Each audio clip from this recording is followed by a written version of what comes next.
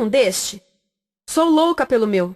Na verdade, adoro todas as minhas coisas. Já se perguntou de onde vêm todas as coisas que compramos e para onde vão quando nos desfazemos delas? Não conseguia deixar de pensar nisso, por isso quis saber mais sobre o assunto. E os livros diziam que as coisas se deslocam ao longo de um sistema. Da extração, para a produção, para a distribuição, para o consumo e para o tratamento de lixo. Isso tudo se chama a economia de materiais. Bem, estudei um pouco mais. Eu passei 10 anos viajando pelo mundo, atrás de pistas de onde vêm as nossas coisas e para onde vão. E sabe o que eu descobri? Esta não é toda a história. Falta muita coisa nessa explicação. Em primeiro lugar, neste sistema parece que está tudo bem, sem problemas. Mas, na verdade, é um sistema em crise, porque trata-se de um sistema linear, e nós vivemos num planeta finito, e não se pode gerir um sistema linear num planeta finito, indefinidamente. Em todas as suas etapas, este sistema interage com o mundo real. A vida real não acontece numa página em branco. Interage com sociedades, culturas, economias, o ambiente, e durante as etapas a vida vai se chocando contra seus limites. Limites que aqui não vemos porque o diagrama está incompleto. Então voltemos atrás para preencher alguns espaços e ver o que falta. Uma das coisas mais importantes em falta são as pessoas. Sim, pessoas. As pessoas vivem e trabalham em todas as etapas desse sistema, onde algumas são um pouco mais importantes que outras, algumas têm maior poder de decisão. Quem são elas? Comecemos pelo governo. Meus amigos dizem que eu devia usar um tanque para simbolizar o governo, e isso é uma realidade em muitos países, e cada vez mais também no nosso. Afinal, mais de 50% dos nossos impostos vão para os militares. Mas vou usar uma pessoa para simbolizar o governo, porque acredito nos valores e na visão de que o governo deve ser das pessoas, pelas pessoas, para as pessoas. A função do governo é olhar por nós, cuidar de nós. Esse é o seu trabalho. Depois vem as corporações. O que leva as corporações a parecerem maiores que o governo é porque elas são maiores que o governo. Atualmente, entre as 100 maiores economias da Terra, 51 são corporações. À medida que as corporações foram crescendo, em tamanho e poder, assistimos a uma pequena mudança no governo, como se estivessem mais preocupados com o bem-estar deles do que com o nosso. Muito bem, então vejamos o que mais falta nessa imagem. Começaremos pela extração, que é uma palavra pomposa para exploração de recursos naturais, que por sua vez é uma palavra pomposa para destruir o planeta. A verdade é que cortamos as árvores, arrebentamos as montanhas para extrair os metais, consumimos toda a água e exterminamos os animais. Aqui enfrentamos o nosso primeiro limite. Estamos ficando sem recursos naturais. Estamos utilizando demasiados materiais. Sei que isto pode ser difícil de ouvir, mas é a verdade. Por isso temos que lidar com isso. Durante apenas as 3 últimas décadas, foram consumidos 33% dos recursos naturais do planeta. Desapareceram. Cortamos, minamos, perfuramos e destruímos o planeta tão depressa que estamos debilitando a capacidade do planeta para sustentar o nosso modo de vida. Onde eu vivo, nos Estados Unidos, resta-nos menos de 4% da nossa floresta original. 40% dos cursos de água estão impróprios para o consumo. E o nosso problema não é apenas estarmos utilizando demasiados recursos, mas o fato de estarmos utilizando mais do que a nossa parte. Temos 5% da população mundial, mas usamos 30% dos recursos mundiais. Se todos consumissem ao ritmo dos Estados Unidos, precisaríamos de 3 a 5 planetas. E sabem uma coisa? Só temos um. Então, a resposta do meu país a essa limitação é simplesmente ir tomar dos outros. Este é o terceiro mundo, que alguém dirá tratar-se apenas de uma expressão para designar o local para onde foram as nossas matérias-primas. E o que é que acontece? A mesma coisa, destruição do local. 75% das zonas de pesca do planeta estão sendo exploradas ao máximo ou além da sua capacidade. Desapareceram 80% das florestas originais do planeta. Só na Amazônia perdemos 2.000 árvores por minuto, o equivalente a um campo de futebol por minuto. Então, e as pessoas que vivem aqui? Bem, de acordo com esses sujeitos, eles não são donos desses recursos, mesmo que vivam lá há gerações. Não são donos dos meios de produção, nem compram muitas coisas. Nesse sistema, quem não possui nem compra muitas coisas não tem valor. A seguir, as matérias-primas seguem para a produção, onde utilizamos energia para misturar químicos tóxicos com recursos naturais para produzir produtos contaminados com tóxicos. Há atualmente no comércio mais de 100.000 químicos sintéticos. Apenas um punhado foi testado para avaliar o seu impacto na saúde, e nenhum foi testado em relação aos impactos sinérgicos na saúde, ou seja, a interação com todos os outros químicos aos quais estamos expostos diariamente. Por isso, desconhecemos o impacto total deles na saúde e no ambiente. Mas sabemos uma coisa: os tóxicos entram e saem. Enquanto continuarmos a introduzi-los nos nossos sistemas de produção industrial, continuaremos a inserir esses tóxicos nos produtos que levamos para nossas casas, trabalho e escolas, e claro, para nossos corpos. Como os BFRs, ou retardantes de incêndio à base de brometo, que tornam as coisas mais resistentes ao fogo, mas são super tóxicos. São neurotóxicos, ou seja, tóxicos para o cérebro. O que é que estamos fazendo usando esses químicos?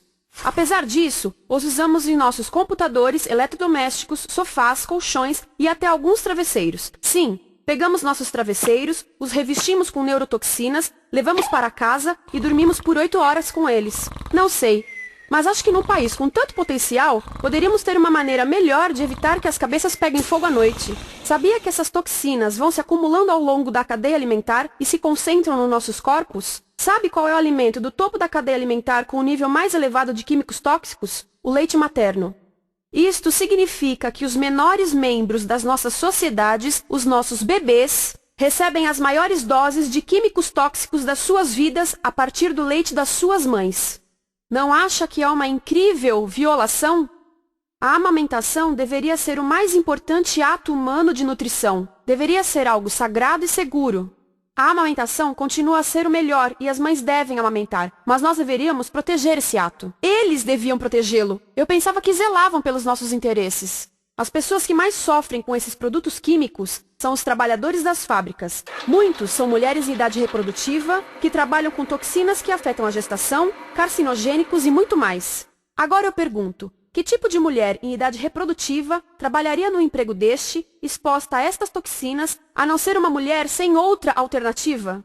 Essa é uma das maravilhas desse sistema. A erosão dos ecossistemas e economias locais aqui garante um fluxo constante de pessoas sem alternativas. No mundo, há 200 mil pessoas por dia se deslocando de ambientes que as sustentaram ao longo de gerações para cidades, onde muitas vivem em bairros de lata, à procura de emprego, por mais tóxico que seja. Não só os recursos são desperdiçados ao longo desse sistema, mas também pessoas, comunidades inteiras são desfeitas. Sim, as toxinas entram e saem. Muitas delas saem das fábricas em produtos, e muitas mais saem como subprodutos, ou poluição, e estamos falando de muita poluição. Nos Estados Unidos, as indústrias admitem liberar mais de 1.800.000 quilos de químicos tóxicos por ano. Deve ser muito mais, porque isso é o que eles admitem. Trata-se de outro limite, porque quem quer ver e respirar 1.800.000 quilos de químicos tóxicos por ano? Então o que eles fazem? Mudam as fábricas poluidoras para o estrangeiro, para poluir outros países. Mas, surpresa, grande parte dessa poluição volta para nós trazida pelo vento. E o que acontece depois de todos os recursos naturais serem transformados em produtos? Passam por aqui, para a distribuição, o que significa vender todo o lixo contaminado com toxinas o mais rápido possível. Aqui, o objetivo é manter os preços baixos, com as pessoas comprando os produtos em constante movimento. Como eles mantêm os preços baixos? Pagam salários baixos aos trabalhadores das lojas e restringem o acesso aos seguros de saúde sempre que podem. Tudo se resume em exteriorizar os custos. O verdadeiro custo da produção não se reflete no preço. Em outras palavras, não pagamos aquilo que compramos. Outro dia estive pensando nisto. Ia a caminho do trabalho e queria ouvir as notícias. Por isso entrei numa loja para comprar um rádio. Encontrei um pequeno rádio verde engraçado que custava $4,99. Na fila do caixa pensei, como $4,99 podem refletir o custo da produção e transporte desse rádio até ele chegar nas minhas mãos? O metal deve ter sido extraído na África do Sul. O petróleo provavelmente do Iraque. O plástico produzido na China e talvez montado por uma criança de 15 anos numa fábrica do México. $4,99 não paga nem o aluguel do espaço ocupado na prateleira, nem parte do salário do empregado que me atendeu, ou as viagens de navio e caminhão que o rádio fez. Foi assim que eu percebi que eu não paguei o valor do rádio. Então, quem pagou? Estas pessoas pagaram com a perda do espaço dos seus recursos naturais. Estas pagaram com a perda do ar puro, com o aumento de doenças como asma e câncer. As crianças do Congo pagaram com o seu futuro, pois 30% delas abandonam a escola para trabalhar nas minas de coltan, um metal que usamos em aparelhos eletrônicos baratos e descartáveis. Estas pessoas pagaram por não ter direito ao seguro de saúde. Ao longo desse sistema, pessoas contribuíram para que eu comprasse o rádio por $4,99. Mas essas contribuições não são registradas por nenhum contabilista. É isto que eu quero dizer com exteriorizar o verdadeiro custo de produção. E isso nos leva à seta dourada do consumo. O coração do sistema, o motor que impulsiona. É tão importante proteger esta seta que se tornou prioridade daqueles dois sujeitos. É por isso que após o 11 de setembro, quando nosso país estava em choque, o presidente Bush poderia ter sugerido fazer luto, rezar, ter esperança, mas não, ele disse para fazermos compras. Compras! Nos tornamos uma nação de consumidores. Nossa principal identidade passou a ser de consumidores. Não mães, professores, agricultores, mas consumidores. Nosso valor é medido e demonstrado pelo quanto contribuímos para esta seta. Quanto consumimos. Não é isso que fazemos? Compramos, compramos, compramos. Manter os produtos circulando. E como circulam? Sabe qual a porcentagem dos produtos que circulam através desse sistema que ainda são usados 6 meses depois da venda na América do Norte? 50%? 20%? Não, 1%. 1. Em outras palavras, 99% das coisas que nós cultivamos, processamos, transformamos, 99% das coisas que percorrem o sistema são lixo em menos de 6 meses. Como é que podemos gerir um planeta com esse nível de rendimento? Mas não foi sempre assim. Hoje, o consumidor médio americano consome o dobro que há 50 anos. Pergunte à sua avó. No tempo dela, a boa gestão, a engenhosidade e a poupança eram valorizados. Então, como é que isso aconteceu? Bem, não aconteceu simplesmente. Foi planejado. Pouco depois da Segunda Guerra Mundial, estes sujeitos estudavam a forma de impulsionar a economia. O analista de vendas Victor Lebow articulou a solução que se tornaria a norma de todo o sistema. Ele disse: a nossa enorme economia produtiva exige que façamos do consumo a nossa forma de vida, que tornemos a compra e uso de bens em rituais, que procuremos a nossa satisfação espiritual, a satisfação do nosso ego no consumo. Precisamos que as coisas sejam consumidas, destruídas, substituídas e descartadas a um ritmo cada vez maior. O conselheiro econômico do presidente Eisenhower disse: o principal objetivo da economia americana é produzir mais bens de consumo. Mais bens de consumo? O nosso principal objetivo? Não é providenciar cuidados médicos, ou educação, ou transportes seguros, ou sustentabilidade, ou justiça? Bens de consumo? Como é que eles nos fizeram adotar esse sistema de forma tão entusiástica? Bem, 2 das suas estratégias mais bem-sucedidas são a obsolescência planejada e a obsolescência perceptiva. A obsolescência planejada é uma outra forma de dizer criado para ir para o lixo. Eles fazem as coisas de modo que sejam inúteis tão rápido quanto possível para jogarmos fora e voltarmos a comprar. Isso é óbvio em sacolas ou copos de plástico, mas verifica-se isso em coisas maiores como esfregões, DVDs, máquinas fotográficas, churrasqueiras, quase tudo, até computadores. Já reparou que quando compra um computador, a tecnologia muda tão rápido que em poucos anos se torna quase um impedimento para a comunicação? Fiquei curiosa e abri um desses computadores para ver o que tinha dentro, e descobri que a peça que se muda a cada ano é apenas uma pecinha no canto. Mas não se pode mudar apenas essa peça, porque cada nova versão tem um formato diferente. Tem que jogar tudo fora e comprar um novo. Estive lendo sobre o design industrial da década de 50, quando a obsolescência planejada começou a aparecer. Esses designers eram muito claros sobre o assunto. Chegavam a debater quão rápido conseguiam que um aparelho avariasse, mas de modo que o consumidor mantivesse fé suficiente para ir comprar outro. Foi tão intencional, mas as coisas não avariam suficientemente rápido para manter essa seta funcionando.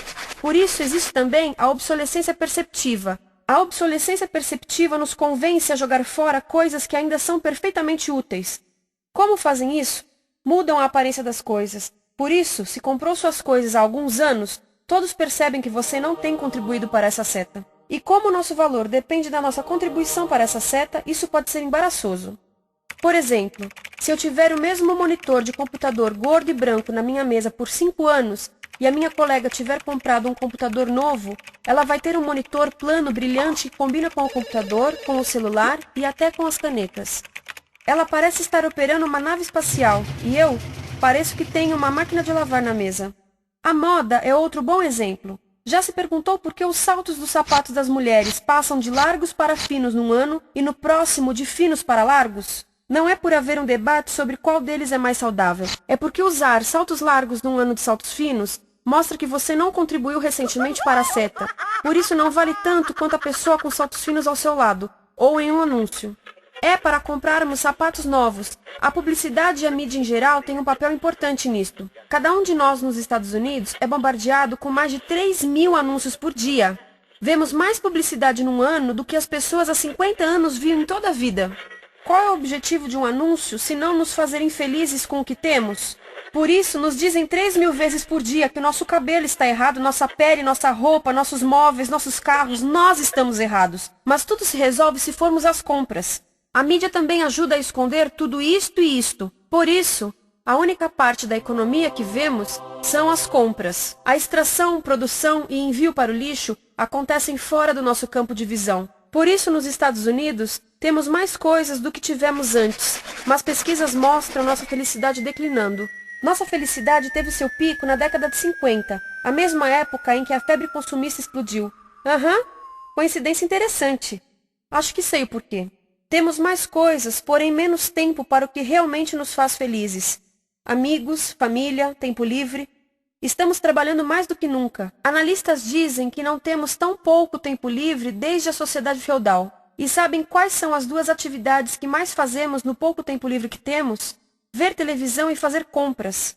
Nós, americanos, passamos 3 a 4 vezes mais tempo comprando do que os europeus. Assim, nessa situação ridícula, vamos trabalhar talvez em 2 empregos, e quando chegamos em casa exaustos e sentamos no sofá novo para ver televisão, os anúncios dizem que não prestamos, então vamos às compras para nos sentirmos melhor. Depois trabalhamos mais para pagar o que compramos e chegamos em casa mais cansados, vemos mais televisão que nos diz para fazermos compras outra vez. E estamos nesse ciclo de trabalhar, ver, comprar, e podíamos simplesmente parar. Então, no final, o que acontece a todas essas coisas que compramos? Nesse ritmo de consumo, não cabe tudo em casa, apesar do tamanho médio das casas ter duplicado nesse país desde os anos 70. Vai tudo para o lixo, e isso nos leva ao tratamento do lixo.